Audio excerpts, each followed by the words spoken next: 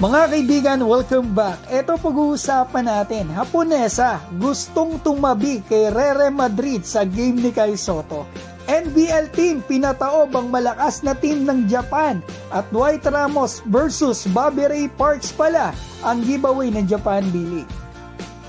Simulan po natin dito sa giveaways ng Japan B-League sa mga Filipino fans. Kaibigan, dito sa event nila na idadaos po sa BGC Taguig sa September 6 hanggang 8, may details na po silang nilabas ngayon.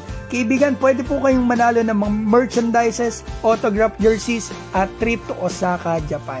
Kaibigan, ito po palang trip to Osaka na ito ay makakapanood po kayo ng live game ng Osaka versus Levanga Hokkaido, kung saan ang dalawang kababayan po natin ay magkakaharap sa game na ito. Si Bobby Ray Parks ng Osaka laban kay Dwight Ramos ng Levanga.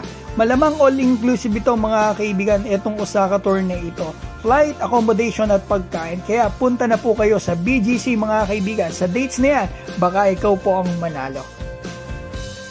Ngayon, punta na tayo dito. NBL team versus B-League team. Alam kaya kaibigan na mas malakas na team? Nung nakarang araw po kasi tinalo sa tune-up game ng Perth Wildcats ang Nagoya Diamond Dolphins ng Japan B-League. Tambak po ng 64 points. Pero, isang import lang ang naglaro sa Nagoya. At kahapon naman, nakakalaban naman ng Perth Wildcats ang malakas na team dito sa B-League, ang Chiba Jets.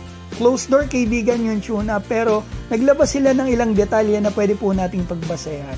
88-80 ang score, panalo ang NBL team. Ayon sa report ng Perth Wildcats, last 4 minutes, kaibigan, eto dalawa lang po ang lamang nila dito sa B-League team na ito. So ibig sabihin, dikit na dikit po yung laban. Pero limited lang pala mga kaibigan ang players na ginamit dito ng Chiba Jets ayon mismo sa kanila.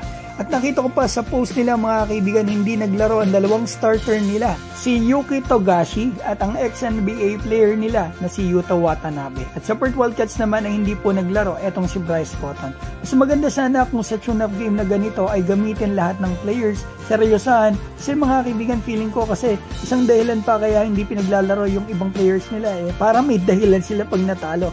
Lalo pat ganito, pride ng liga na re-representa nila. Pero para sa akin, hindi nagkakalayo kaibigan ang B-League at NBL. Parang tingin ko lamang pang Japan dahil sa dami ng import sa bawat team. Ngayon, pampa-good vibes naman po tayo. Kai Sotto, hindi na naman po bago sa atin kung anong meron sa kanya at kay Real Madrid. Ultimo sa Japan ay nakikita at napapag-usapan din ito. At akalain mo ba naman kaibigan, nakita ko sa Twitter ang usapan ng dalawang Japanese kahapon. Yung isang mga kaibigan ay maaaring kilala nyo, yung number 1 fan po ni Kai Sotto sa Japan, na kahit saang team magpunta si Kai ay pinupuntahan nito, dala pa nito ang pinamili niyang mga merch. Ito ang post niya sa Twitter mga kaibigan, basahin natin ha. Kai Sotto-kun's girlfriend is so cute, I'm already her fan. At may sumagot na isang Hapon. Ito sa pagkakaunawa ko dito ha. Ang mga imports daw po pag di maganda ang nilalaro at pinagalitan ng girlfriend nila, madalas gumaganda ang performance, kaya paupuin daw natin sila sa dulo.